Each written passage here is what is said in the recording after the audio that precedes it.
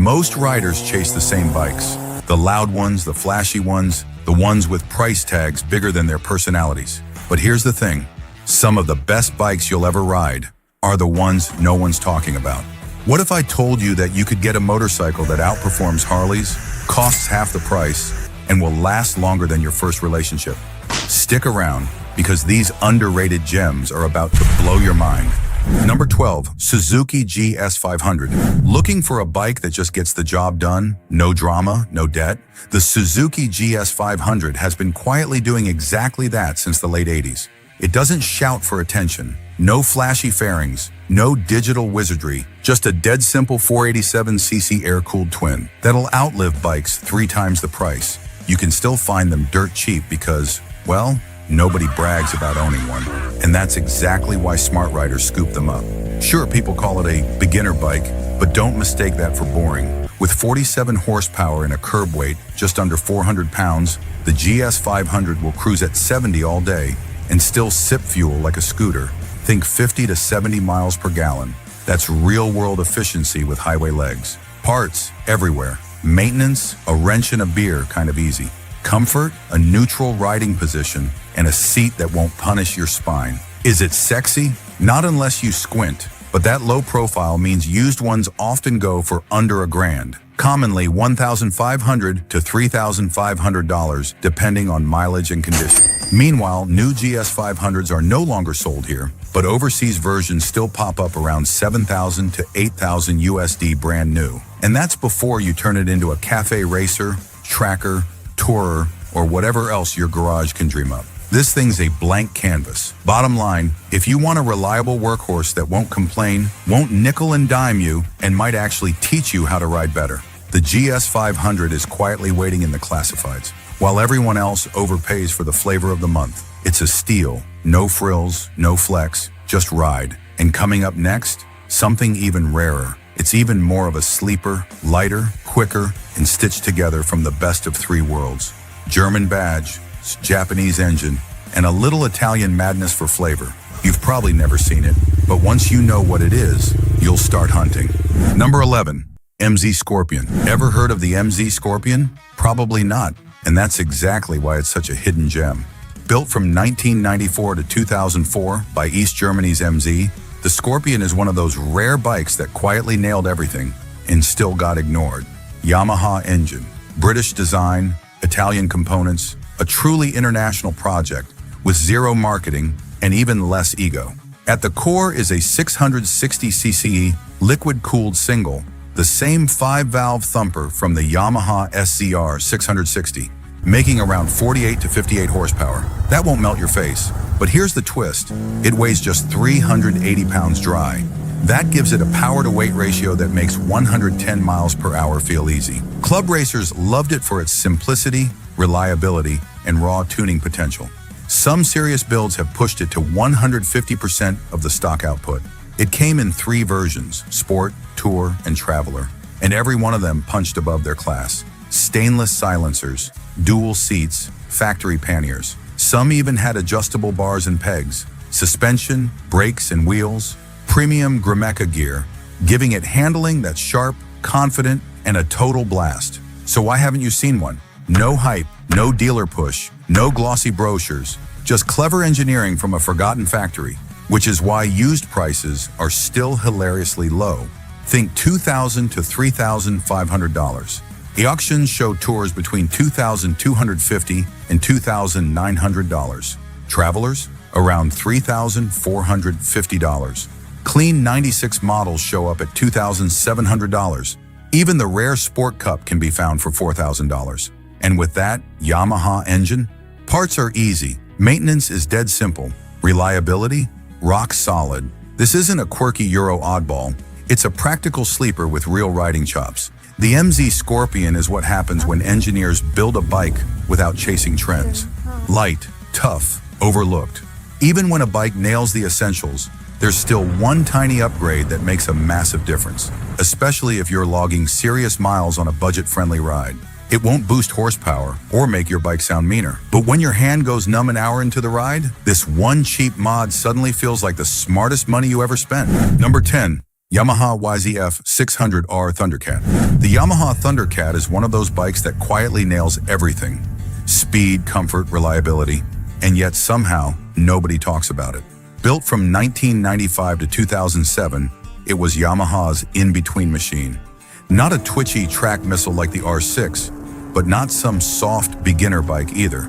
Just a smart, well-balanced sport bike that got lost in the noise. At its core, a 599 cubic centimeters inline 4 pumping out around 100 horsepower. Not outrageous, but more than enough to rip down twisties or pass semis without downshifting. And the top speed, just under 150 miles per hour. R6 adjacent numbers, without the spine-punishing ergonomics. Weighing in at 417 pounds dry, it hits the sweet spot. Light enough to flick, stable enough for touring, and that's where the Thundercat really shines. Big comfy seat, relaxed bars, a 5-gallon tank that lets you ride longer than most super sports. Add in adjustable suspension, and you've got a bike that handles city traffic, back roads, or highway stretches without breaking a sweat. So why'd it disappear? Blame the R6. As lighter, racier bikes stole the spotlight, the Thundercat got quietly shoved aside.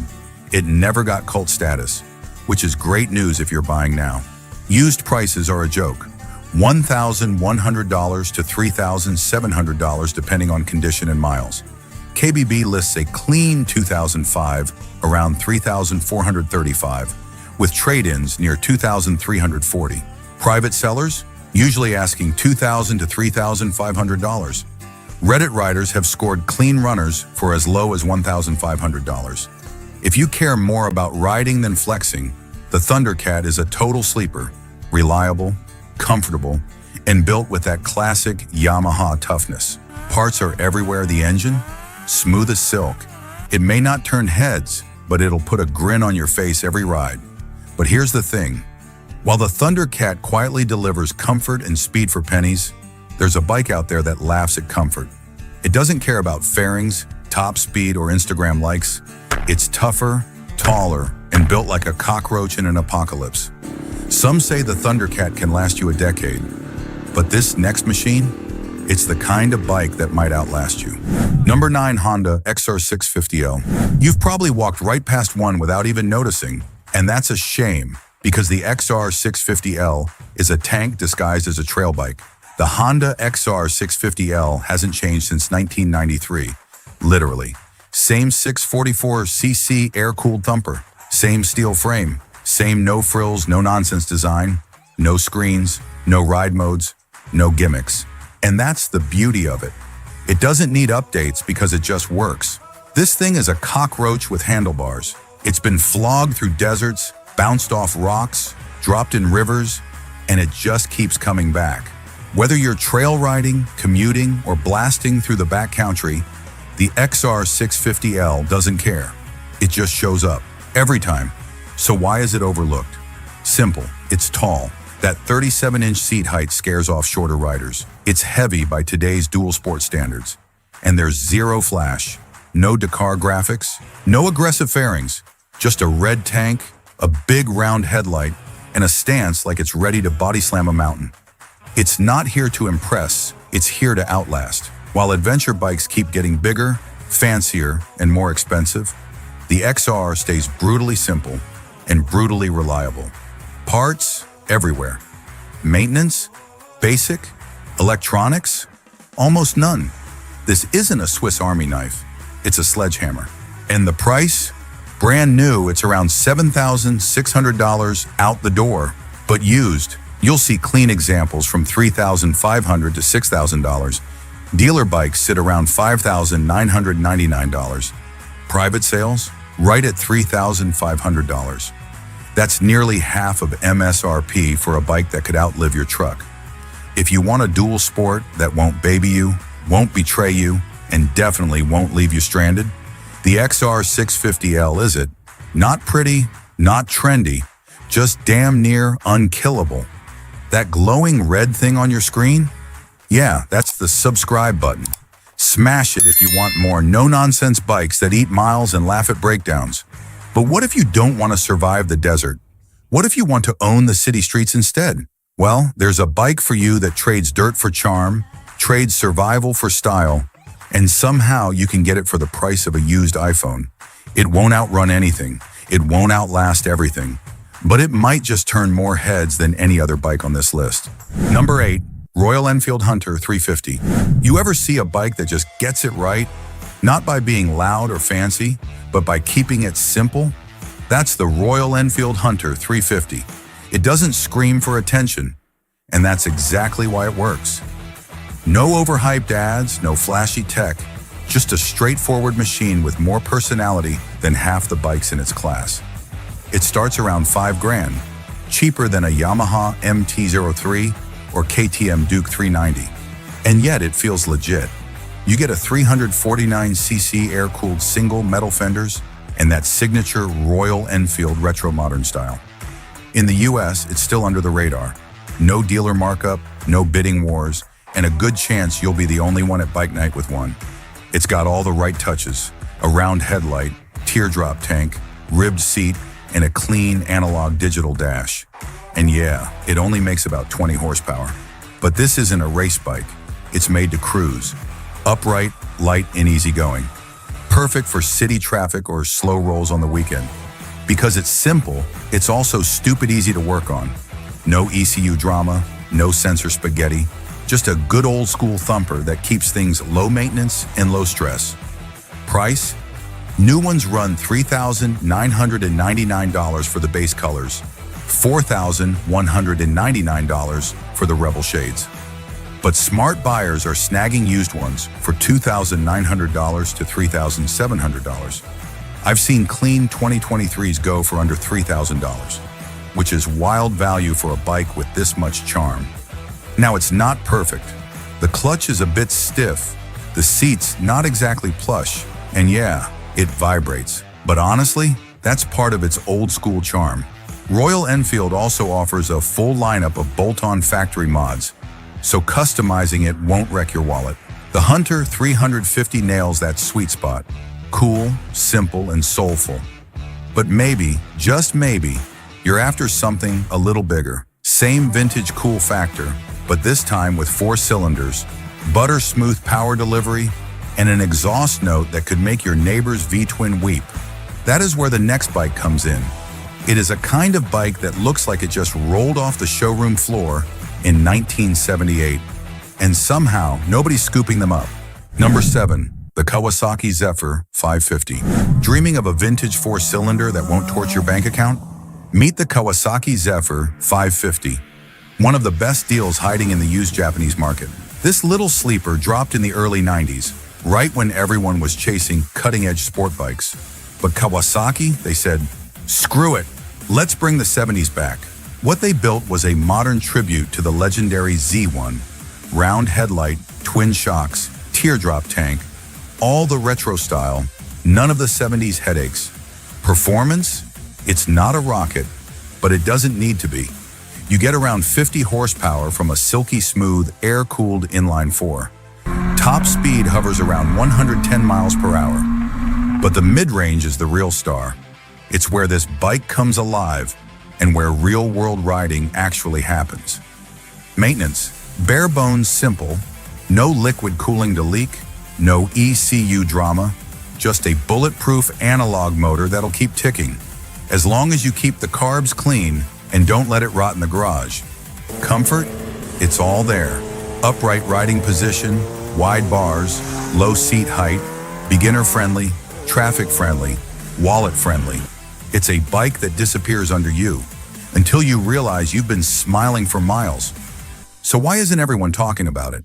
Because the bigger Zephyrs, the 750 and 1100, hog the spotlight, and bikes like the Suzuki Bandit 600 stole the budget bike crowd. The 550, it slipped through the cracks, and that's good news for buyers. You can scoop up clean Zephyr 550 SA for about $1,800 to $2,500 here in the States. Private seller deals, straight up vintage 4-cylinders. I saw a Canadian ad at $2,000 and a UK bike at $2,500 USD. Even Aussie examples, which go for $3,000 to $3,700. It doesn't need to shout to get attention.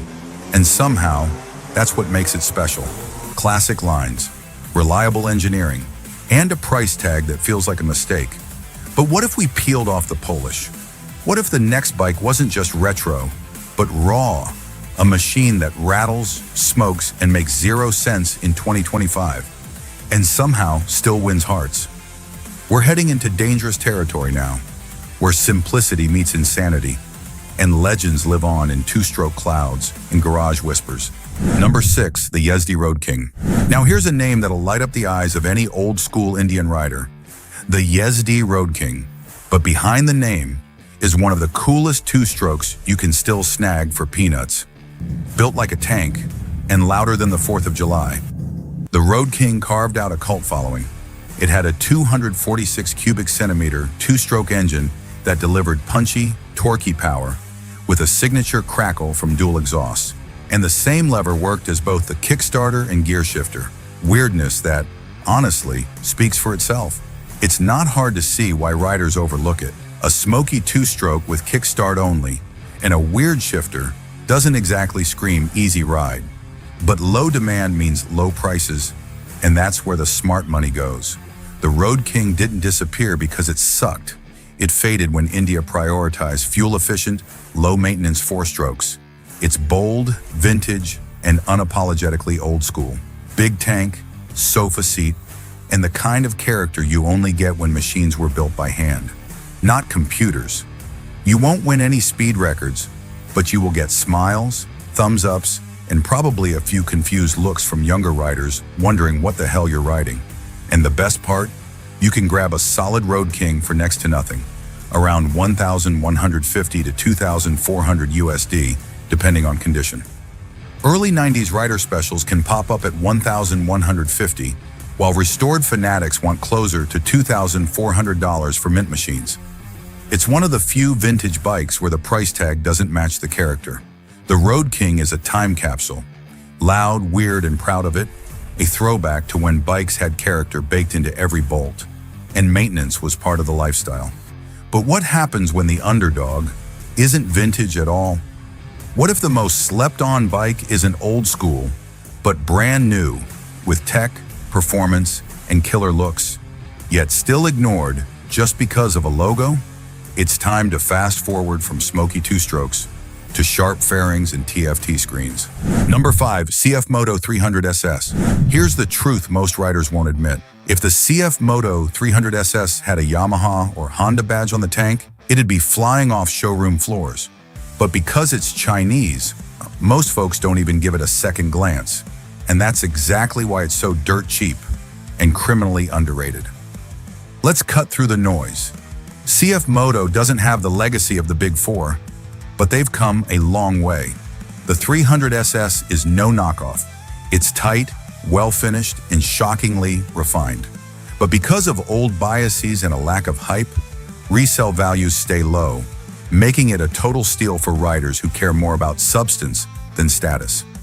At just $4,599 brand new, the 300 SS punches way above its price.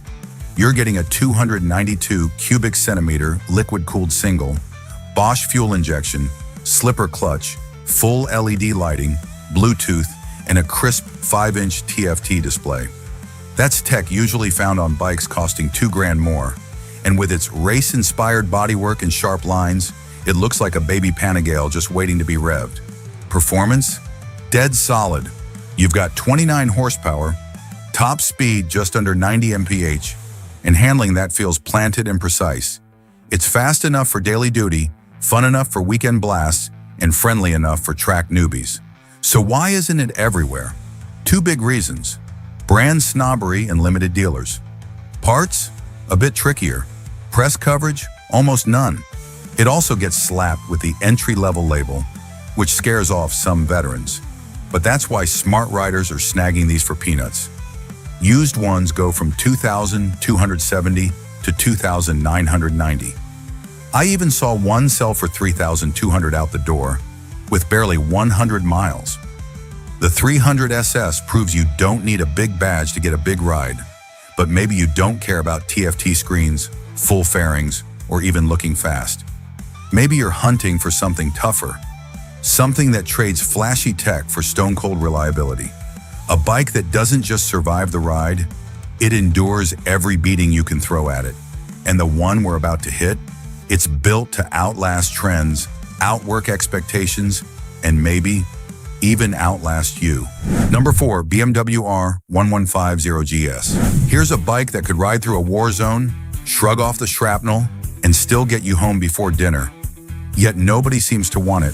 The BMW R1150GS is the original adventure beast, the bike that made the big ADV segment what it is today. And somehow, it's still flying under the radar, which is fantastic news for you. While everyone's chasing the latest R1250GS with its spaceship dashboard and sky-high price tag, the R1150GS is sitting quietly in the used market, offering 90% of the capability for about 30% of the cost. So why is it so cheap? For one, it got overshadowed. The adventure model got all the glory thanks to Long Way Round. But the standard R1150GS, no film crew, no hype, just pure function. Second, on most used examples have racked up some serious mileage. We're talking 60,000 miles or more. That scares off casual buyers, but anyone familiar with BMW's Air oil-cooled Boxer twins knows these engines are just getting broken in. Yeah, it's quirky. The gearbox is chunky. The telelever suspension takes some getting used to. And early models had that weird servo-assisted ABS. But if you're even mildly wrench-savvy, these issues are fixable, and that's what keeps prices low. It's not for beginners. At 249 kilograms, wet, and with a tall saddle, this is a big machine. But if you're experienced, confident, and looking for a real-world touring weapon that doesn't care what road it's on, this bike delivers. The price? You can pick up a clean R1150GS for $3,500 to $5,500. I spotted a 2004 Adventure Grab at 4K. Sure, some sellers dream for $13,500, but in reality, a well-kept early owner's bike with 60K to 80K miles runs you around 3.5K to 4.5K. Crazy value for something built to circle the globe. That's insane for a machine built to circle the globe. Verdict? The R1150GS is the bulletproof workhorse everyone forgot about. A dirt-crusted legend with scars, stories, and still plenty of miles left in its tank. And now we're entering sacred ground, the top 3. These aren't just underrated, they're criminally overlooked. Starting with a Japanese inline-4 from the 70s, that could have changed everything. Number 3, Suzuki GS750. In the late 70s, while the world was busy bowing down to the Honda CB750 and Kawasaki Z1, Suzuki quietly released a motorcycle that arguably did everything better, without the fanfare. That bike was the GS750. It didn't shout, it didn't pose, it just worked.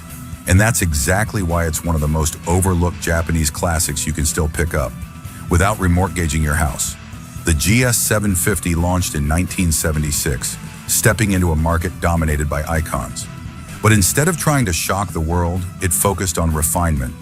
With a 748 cubic centimeter DOHC inline-4, excellent balance, and rock-solid reliability, the GS750 perfected the formula, even if it didn't reinvent it. Problem is, it had no marketing hook. It wasn't the first like the CB750. It wasn't the fastest. It didn't win major races or feature in cult movies. Even Suzuki themselves seemed more interested in pushing the GS1000 and later the GSX line. And so, the GS750 became the classic that history kind of skipped, which is nuts. Because performance-wise, this thing punched well above its weight, around 70 horsepower, a surprisingly stiff frame for the era, great suspension, and a vibe that said, let's ride cross-country more than look at me. It was dependable, quietly competent, a classic bike that doesn't demand drama, and in today's nostalgia-heavy market, that means it stays affordable. Styling, understated. No wild flake paint, no outrageous chrome, just clean lines, a proper UJM silhouette, and a serious work ethic. Which means it doesn't draw collectors like moths to a flame, and that's your gain. Verdict: the GS 750 is a forgotten gem. It's the steady samurai, not the loudest or flashiest, but built with care, precision, and staying power. And right now you can still find them in barns, sheds, and classifieds for a fraction of what a comparable CB 750 or Z1 commands. The GS 750 still flies under the radar. Prices in the US range from $900 for a fixer-upper to about $3,500 for a fully restored classic. You'll find solid riders in the $2,000 to $3,500 sweet spot. One Reddit user even scored theirs for $800, saying these bikes are like cockroaches, will survive nuclear attack no problem. But if the GS 750 was the quiet warrior, what's next? Let's just say it's a triple-cylinder scream in a world full of inline fours, and it's ready to carve up every corner in its path. Number 2. Triumph Daytona 675. Here's a middleweight sport bike that should have dominated the market, but didn't. The Triumph Daytona 675 is one of the sharpest, most rewarding bikes in its class, and yet it's still flying under the radar. You can scoop up one for far less than it's worth. The Daytona 675 broke the Japanese inline-four monopoly with something truly different, a snarling 675cc triple-cylinder engine. That meant more torque down low, a screaming top end, and a soundtrack that'll give you goosebumps. It was buttery smooth in the corners, razor sharp in handling, and surprisingly forgiving on real-world roads. So why isn't everyone riding one? For starters, the Daytona was up against titans: Yamaha's R6, Honda's CBR 600RR, and Kawasaki's ZX6R. The Japanese bikes had the big brand trust, massive dealer networks, and MotoGP glow. Triumph? They had performance, but not the marketing muscle. Result? The Daytona 675 was overlooked by the masses, even though it could eat most of its rivals alive on a twisty back road. And now it's discontinued. No new models, no flashy promos, no showroom buzz. That's bad news for Triumph's sales, but great news for used buyers. Fewer people searching means lower resale prices and more bargains sitting quietly on classified 80s.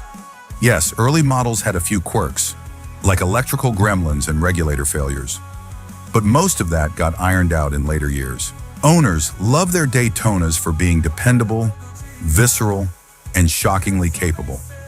Verdict? The Triumph Daytona 675 is one of the most underrated sport bikes of the 2000s. Light, fast, exotic, and underpriced. This Brit is a sleeper that punches way above its weight class. The Daytona 675 was a symphony of aggression, a bike that begged to be ridden hard and cornered harder.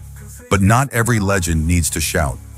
Some bikes earn their stripes in silence, mile after mile, year after year.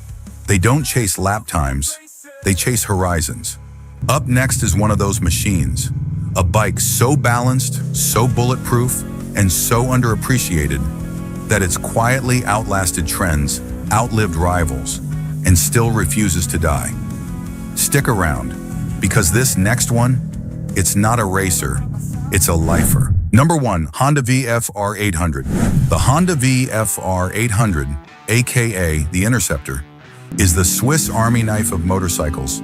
Smooth, fast, reliable, and built like a tank. Yet it's dirt cheap on the used market. Why? Because in a world obsessed with specialization, the VFR 800 does everything well, but nothing loudly. Let's start with the heart, a glorious 781 cubic centimeter V4 engine. It purrs like a sewing machine, pulls like a freight train, and sounds like a baby VFR 750 RC30. But since it's not an inline-four or a twin, many riders shy away from its unique layout, scared off by perceived complexity. At launch, the VFR was cutting edge. Today, some call it dated. But me, to those in the know, the clean lines and analog charm are honestly timeless. Sure, it's heavier than a pure sport bike and less cushy than a Goldwing, but once rolling, it handles beautifully. Confident, planted, and deceptively nimble. And here's the kicker. It was produced for over 2 decades. That long production run means used examples are everywhere. and often go for a fraction of what they're worth. Higher mileage units can dip under $2,500, with clean ones rarely topping $4,400. It's not a hype machine. No wild stories, no collector buzz. It's just a bulletproof bike that can tour across countries, carve up twisties, or take you to work, year after year, without breaking a sweat. Yes, valve jobs can be pricey, and yes, it averages around 38 miles per gallon. But for a bike this capable and reliable, those are small trade-offs. Bottom line, the VFR 800 is the best kept secret in motorcycling. If you want a bike that quietly outperforms expectations and laughs in the face of depreciation, this is your ride. Still got fuel in the tank? Good, because we've got more rides lined up. Click the next video right here on the screen. Subscribe if you like our content.